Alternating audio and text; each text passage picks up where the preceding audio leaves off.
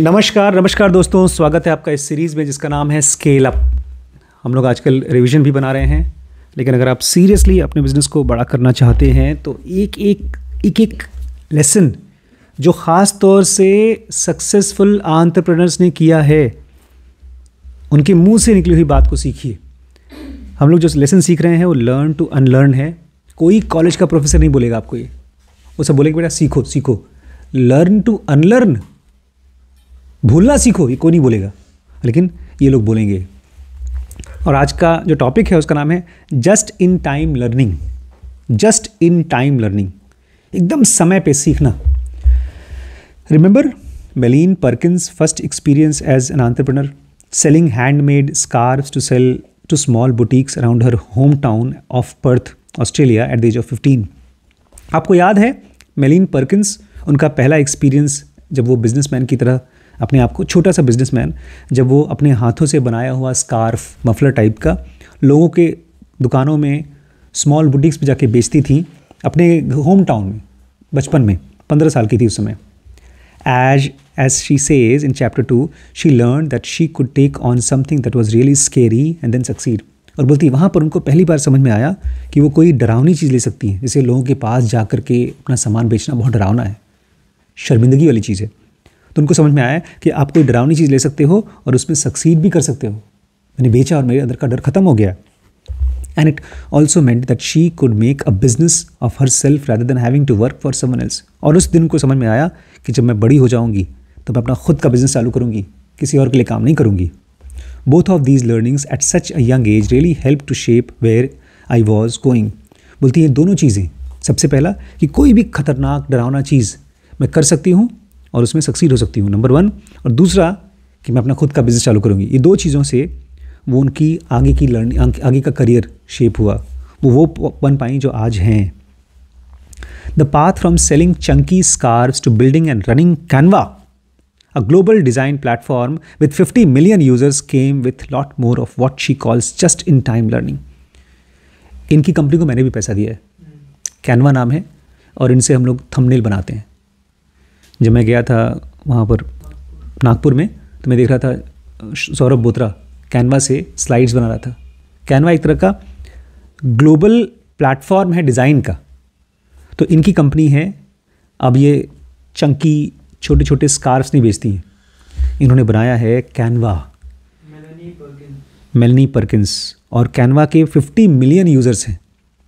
और इस चीज़ में उनकी मदद की है जस्ट इन टाइम लर्निंग ने।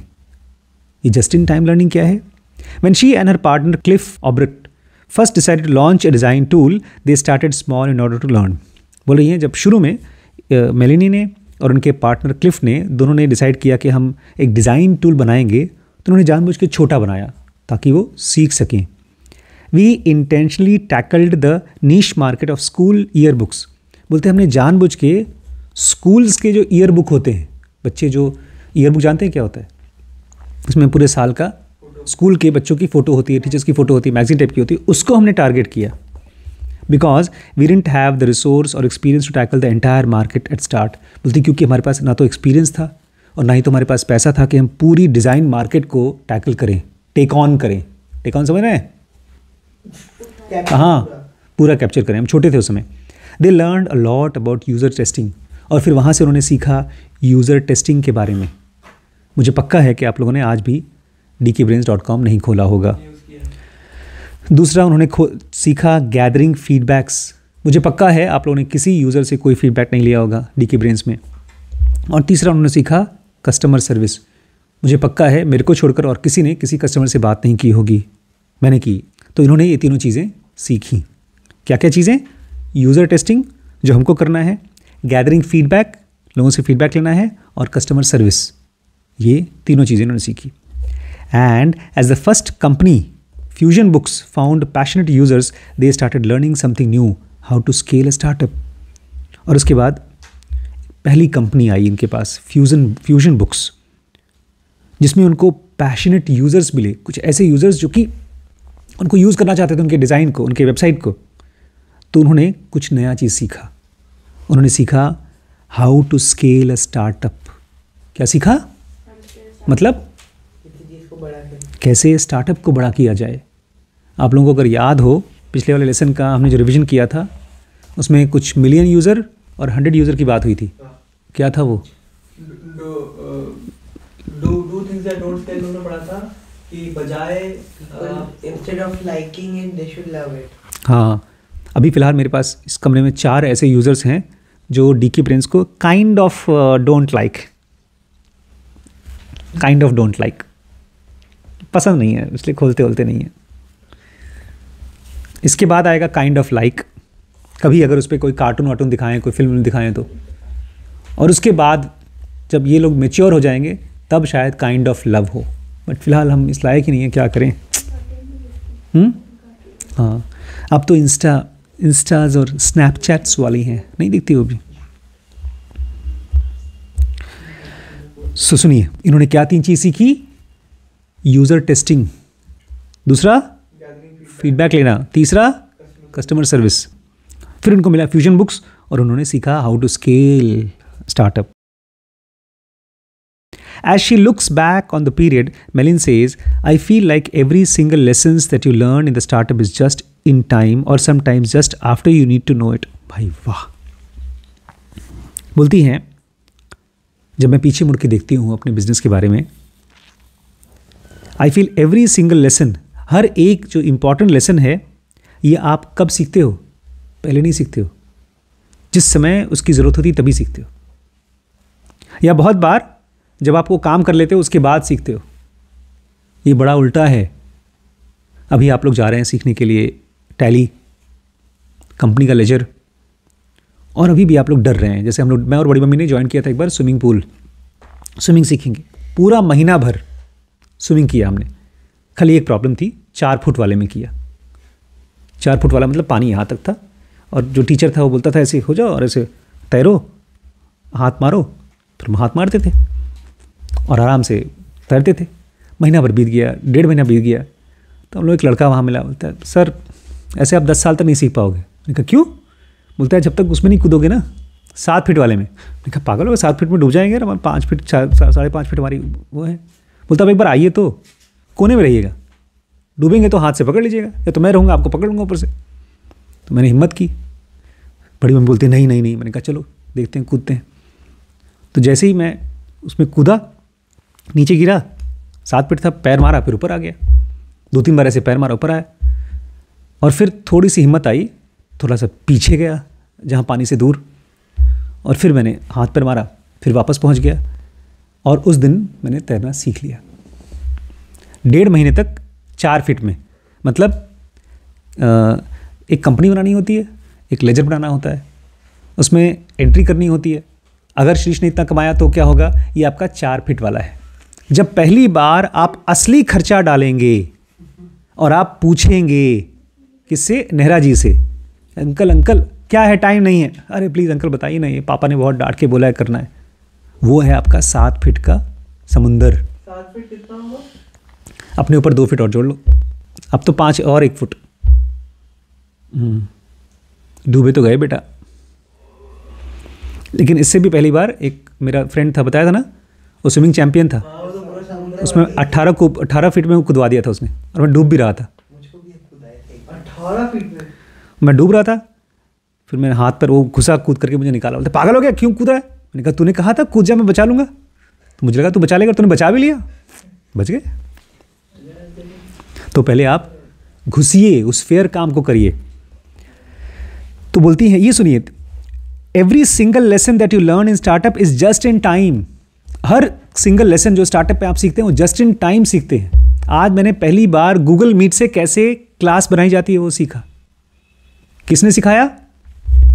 किसने नहीं सिखाया? All hail Mary. हाँ, हेल मैरी स्ट्रेस ने सिखाया। जस्ट इन टाइम, और sometimes just after you needed to know it.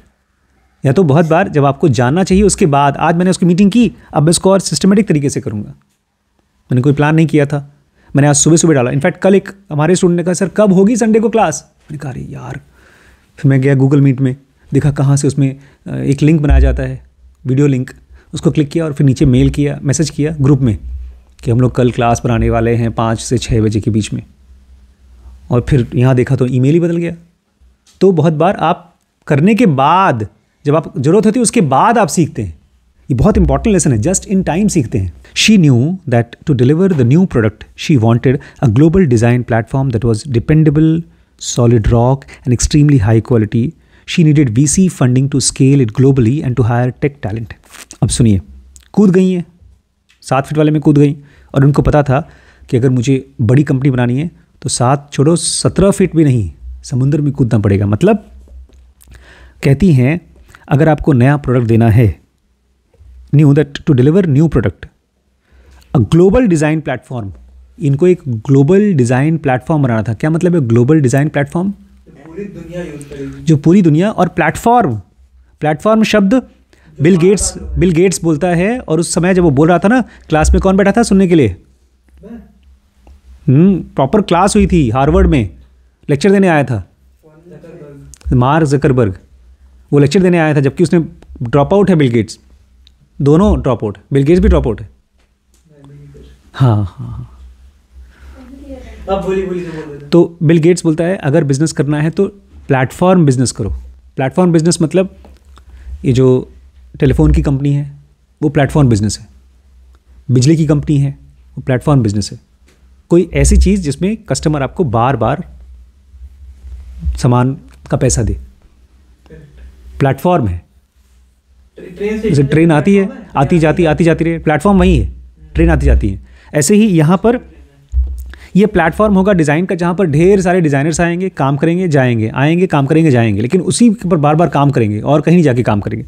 तो अगर मुझे ग्लोबल डिज़ाइन प्लेटफॉर्म बनाना है तो उनको कुछ चीज़ें चाहिए होंगी। सबसे पहले तो डिपेंडेबल होना चाहिए, मतलब ऐसा नहीं हो कि यार काम तो करना है, कल था आज गायब, ऐसा नहीं होना चाहिए।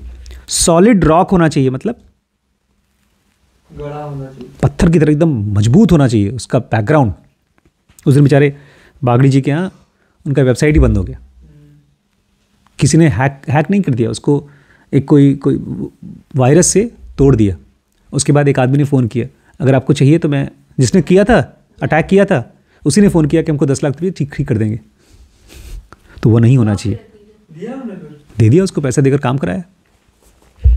और एक्सट्रीमली हाई टैलेंट चाहिए उनको। क्या मतलब? हाई क्वालिटी चाहिए, मतलब ऐसा नहीं होना चाहिए लल्लू पंजू दिखाई दे रहा है, होममेड कचरा, no rice plate eating.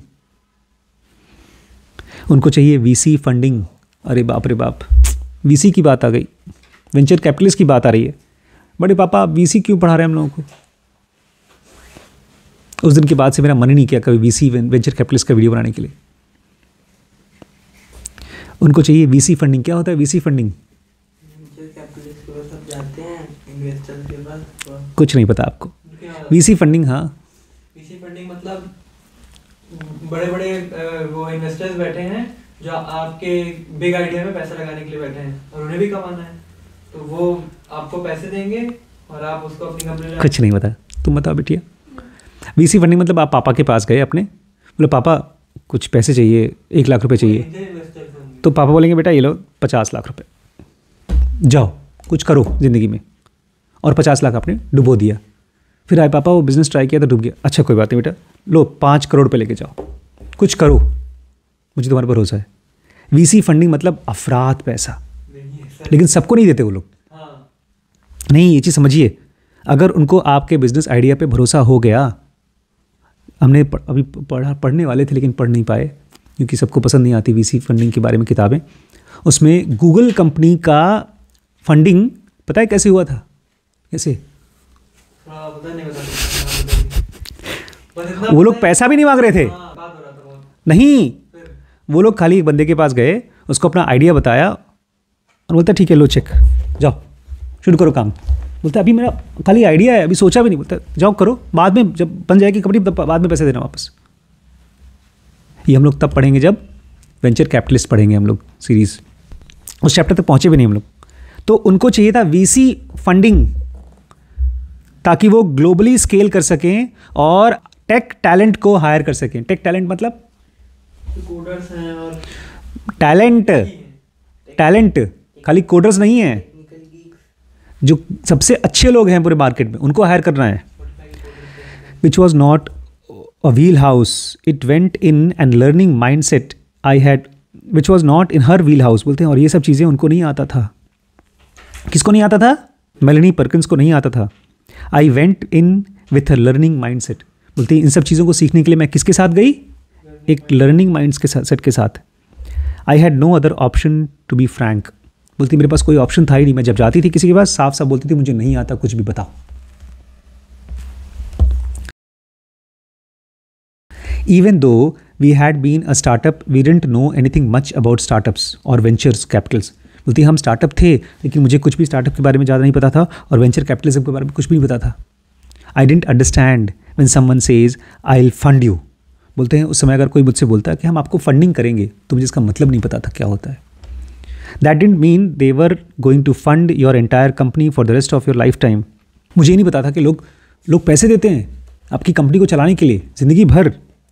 What it actually meant was I would be interested to participate as an angel or larger round that needs to be put together. बोलती मुझे पहली बार लोगों के साथ जुड़ करके पता चला कि इसमें दो टाइप के पैसे मिलते हैं. एक एंजल इन्वेस्टर जैसे वैभव ने कहा थोड़ा सा पैसा मिलता है, या आपको और लार्जर राउंड्स मिलते हैं 10 मिलियन 20 मिलियन 100 मिलियन ऐसे बड़े बड़े राउंड के पैसे मिलते हैं ताकि हम आपको हेल्प कर सकें कंपनी को स्केल करने में. Melanie went looking for VCs to talk. Melanie खोजना शुरू कर दिया, VCs को खोजना शुरू कर दिया ताकि उनसे बात कर सकें. She would met a Silicon Valley founder, और फिर वो मिली एक सिलिकॉन वैली के फाउंडर से, Bill Tai. When he was over in Australia for a conference and they hit it off. वो समय ऑस्ट्रेलिया गया था किसी कॉन्फ्रेंस के लिए और उन दोनों ने हिट इट ऑफ किया. क्या किया? Hit it of. आज एक बच्ची जिसने हमारे यहाँ जिनोगी सेशन ज्वाइन किया उसने एक सवाल पूछा, पता है उस सवाल को आप सुनेंगे तो आप लोग मोटिवेटेड हो जाएंगे. वो बेचारी ऑस्ट्रेलिया जर्मनी में रहती है और उसने पूछा सर अंग्रेज़ी बोलना कैसे सीखूंगी मैं? अंग्रेजी बोलना कैसे? हाँ, मुझे नहीं आता आपकी तरह अंग्रेज़ी बोलना, और आप लोगों के पास वो अनफेयर एडवांटेज है इंग्लिश बोलने का. वो ऑस्ट्रेलिया में रहती है. ऑस्ट्रेलिया में रहती है. हिट इट ऑफ मतलब पार्टी करने गए. तुमको भी अंग्रेजी नहीं आती? निकल पड़े. नहीं, हिट इट ऑफ है ना. दोनों की खूब अच्छे से दोस्ती हो गई. हिट इट ऑफ मतलब दोनों ने बातचीत की और दोनों में बहुत अच्छी रैपो हो गई, दोस्ती हो गई. When he was over, he invited her to come visit him in the Bay Area next time she was there. और फिर उसने कहा अरे काम करना यार, जब मैं बे एरिया में रहूँगा, सिलिकॉन वैली में, अमेरिका में रहूँगा तो तुम आना मिलने अगली बार. Every year Bill holds his own rather unusual annual conference in Bay Area. हर साल सिलिकॉन वैली के बे एरिया में वो अपना एक अलग टाइप का कॉन्फ्रेंस करता है, where he gathers a crew of entrepreneurs and VCs. और वहाँ पर वो ढेर सारे बिजनेसमैन को और वेंचर कैपिटलिस्ट लोगों को इकट्ठा करता है. They all go kite surfing, और वो लोग जाकर के पतंग उड़ाते हैं. काइट सर्फिंग करते हैं, पतंग उड़ाने बोलते हैं ना, kite surfing. So of course I had to learn kite surfing. तो मेलिन बोलती तो फिर मुझे भी काइट सर्फिंग सीखना ही था. काइट से रहता है उसको पकड़ के मस्त ये लोग घूमते हैं इधर से उधर. ऐसे ये वाला है वो जो उड़ने वाला नहीं. अच्छा राइट. काइट सर्फिंग मतलब समुंदर में सर्फिंग करना. अच्छा, जो काइट है वो आपको उड़ाएगी पानी पे खूब जोर जोर से कुछ करना. के ऊपर जो वो उड़ता है या पैराशूट जैसा होता है बड़ा सा. हाँ, देखो सुनो सेंटेंस सुनो क्या बोलती है. वो क्या करता है हर साल बिजनेसमैन इकट्ठे होकर काइट सर्फिंग करते हैं, मतलब पानी पे मौज उड़ाते हैं. तो बोलती मुझे भी फिर सीखना था काइट सर्फिंग. क्यों सीखना था kite surfing? To take off the market. मुझे उस बंदे से मिलना है, मुझे VCs से मिलना है, मुझे फंडिंग चाहिए. बोलती है of course I had to learn kite surfing. So of course I had to learn kite surfing. Melin says I had never had any experience in kite surfing whatsoever. तो मेरे पास पहले का कोई एक्सपीरियंस नहीं था काइट सर्फिंग का. It was horrible. और जब मैं गई हूँ तो बहुत बेकार एक्सपीरियंस था. I was wearing a full body suit. It was cold. Apparently there were sharks around. बोलती जब मैं उसमें पानी में गई हूँ तो मैं पूरे बॉडी का सूट पहनी थी और पानी बहुत ठंडा था, और मुझे बाद में पता चला कि आसपास में शार्क थे, वो जो आदमखोर मछलियाँ होती. But it worked. लेकिन इससे फ़ायदा हुआ. I got to invite to this kite surfing entrepreneurship conference. I got to do the talk one morning and the scariest talk of my life. मैं वहाँ पर गई, उसमें मैं लोगों से बात कर पाई और वो सबसे डरावना बातचीत था मेरी लाइफ का. स्केरियस्ट टॉक था वो. I ended up meeting a bunch of great people through this process, और वहाँ पर मेरी दोस्ती हुई बंच ऑफ ग्रेट पीपल से, बहुत अच्छे अच्छे लोगों से इसी प्रोसेस में। इट वॉज टेरिफाइंग, मज़ा नहीं आया था, डरावना था। Speaking to the most accomplished room of investors and entrepreneurs I had met, मैं जिनसे मिल रही थी ना, वो दुनिया के सबसे ज़्यादा अकम्पलिश्ड लोग थे, इन्वेस्टर्स थे और बिजनेसमैन थे।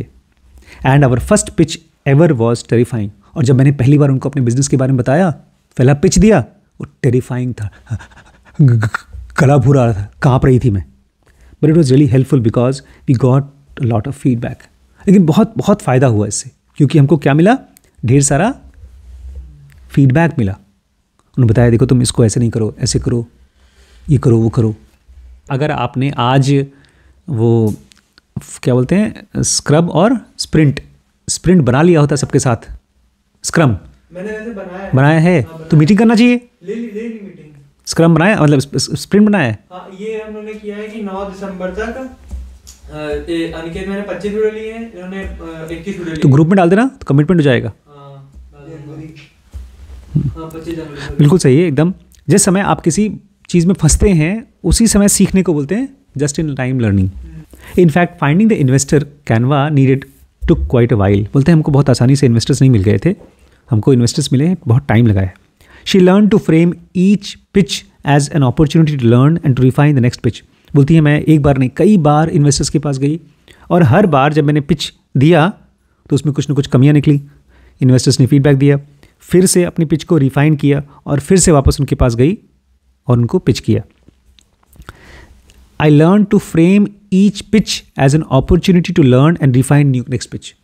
हम लोग क्या सोचेंगे, जा रहे हैं, अगर नहीं हुआ तो इसका मतलब छोड़ दो। ये हर बार ये सोच कर जाती थी कि नहीं एक्सेप्ट तो नहीं करेंगे, मेरे को फंड नहीं करेंगे, लेकिन कुछ न कुछ फीडबैक देंगे, उससे मैं अपनी पिच को और सही करूँगी। Every time we did a pitch, at the end of the pitch investors would have a certain number of questions. बोलती हर बार जब हम जाते थे उनके पास, बताते थे हमारा बिजनेस आइडिया ये है, तो हमारे जो इन्वेस्टर्स होते थे उनके पास ढेर सारे क्वेश्चंस होते थे। And so we could just alleviate all these questions by pre answering them. तो मैं हर बार उनके क्वेश्चंस का आंसर हम उस समय दे पाते थे, देते थे, नहीं तो जाते थे उस क्वेश्चंस का आंसर खोजते थे, फिर उनको बताते थे। By the time we got to the end of the pitch, they wouldn't have any question and all they could do was say that they would invest. और इस तरह से हर बार उनके जब सवालों का जवाब दे देते थे, हर बार, तो उनके पास कोई सवाल नहीं बचा, तो उनके पास कोई ऑप्शन नहीं बचा बट इन्वेस्ट करेंगे। That was our theory and eventually it worked. यही हमारी कोशिश थी, हमने सोचा ऐसे करेंगे और ये काम कर गया। This is what just-in-time learning looks like, putting your idea out there and truly listening to what you get back, good or bad, and then act on it, iterating and trying again. इसी को बोलते हैं just-in-time learning। मतलब आपका जो भी idea है वो बाहर ले जाओ, उसके बाद ध्यान से सुनो जो भी अच्छी या बुरी चीज़ बताई जा रही है, फिर उसके ऊपर एक्ट करो, अपने प्रोडक्ट को, अपने आइडिया को इटरेट करो, मतलब डिफाइन करो और अच्छा करो, ट्राई अगेन, और फिर से कोशिश करो। Every new objection they heard to their pitch got added to their knowledge store. जब भी उनको कोई नया ऑब्जेक्शन मिलता था, अरे ये चीज़ तो है नहीं तुम्हारे अंदर, तो उनके लिस्ट में एक नए क्वेश्चन की तरह ऐड हो जाता था, नए नॉलेज की तरह ऐड हो जाता था। As they refined their deck, they also learned which investor was most likely to hear them out. और जब वो अपने डेक को, पिच डेक बोलते हैं, आप स्लाइड बनाते हैं और उसको कंप्यूटर पर दिखाते हैं, तो जब उन्होंने अपने डेक को क्या किया, रिफाइन किया, तो उनको ये भी समझ में आता था अच्छा ये वाला इन्वेस्टर इंटरेस्टेड नहीं है, ये वाला इंटरेस्टेड है, इसके क्वेश्चन का आंसर लेकर आऊँगी अगली बार। And what type of adviser would give investors more confidence. और फिर हमको ये भी समझ में आया कि अच्छा ये वाला एडवाइज़र इसको अच्छे से बता पाएगा, उसको कॉन्फिडेंस दे पाएगा। Most importantly they learned more about who they were as company, और सबसे इंपॉर्टेंट उनको खुद पता चला कि एज ए कंपनी वो क्या हैं। In some pitches, there was quite a disconnect between our mission and the goal-driven style of thinking and more iterative learning, lean startup approach. These investors, she realized, were not going to ever get on board with the way we were thinking because we have always been and continue to be very much long-term thinker. बोलती हैं कुछ meetings में जब मैं investors के साथ बैठे थे तो जो इन्वेस्टर्स थे उनमें और हमारे में डिस्कनेक्ट था। वो कुछ और चाहते थे, हम कुछ और चाहते थे। These investors were not going to ever get on board. ये वो इन्वेस्टर्स थे जो कभी भी हमारे साथ ऑन बोर्ड नहीं आते, वो पैसा नहीं लगाते। With the way we were thinking, क्योंकि हमारी सोच उनसे अलग थी। हम सोच रहे थे लॉन्ग टर्म।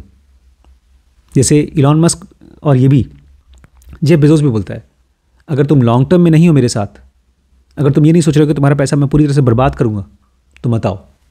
उनकी विजन को समझो। बोलते हमारा विजन था लॉन्ग टर्म, एक अच्छी बड़ी कंपनी बनाना है, और किसी को शॉर्ट टर्म सोचते थे तो हमारे साथ नहीं आते। ये हमको पता चला मीटिंग्स में। Melanie and her partner did not start their entrepreneur journey knowing everything they needed to know. Melanie ने और उनके पार्टनर ने अपना बिजनेस का जो जर्नी है वो सब कुछ जानते हुए, सब कुछ सीखते हुए, सीख करके नहीं स्टार्ट किया। नॉट शुड दे हैव, और ना ही तुमको करना चाहिए था। सीख साख के नहीं चालू करना चाहिए था। When you have an idea that you want to make the foundation of your company, you can't afford to spend 20 years prepping for the job you want one day.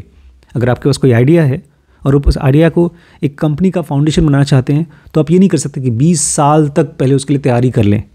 By the time they are ready to start, someone else has long since taken the idea and run with it. क्योंकि अगर आप 20 साल wait करेंगे, कोई आदमी आपके idea को लेकर बिजनेस खड़ा भी कर चुका होगा। Last line, instead you need to learn as you go. बल्कि आपको करना क्या पड़ेगा?